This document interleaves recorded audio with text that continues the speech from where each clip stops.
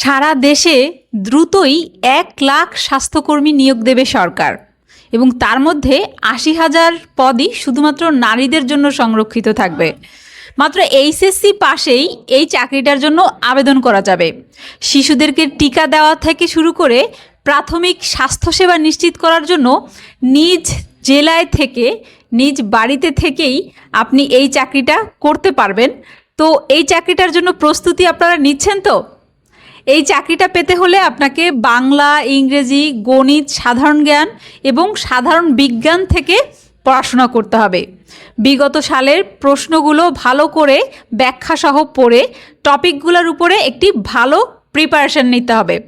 আপনারা যারা স্বাস্থ্যকর্মী চাকরির পাওয়ার জন্য নিজেদেরকে প্রস্তুত করছেন, তাদের জন্য নিয়মিত ফ্রি ক্লাস থাকবে আমাদের এডুকেশন অ্যান্ড ক্যারিয়ার হেল্প পেজে। আপনারা ফলো করে আমাদের পেজটির সঙ্গে থাকুন এবং কিভাবে পড়তে হবে, কিভাবে নিজেকে প্রস্তুত করতে হবে সে বিষয়ে আমাদের ধারাবাহিকভাবে নির্দেশনা পাবেন। ধন্যবাদ সবাইকে।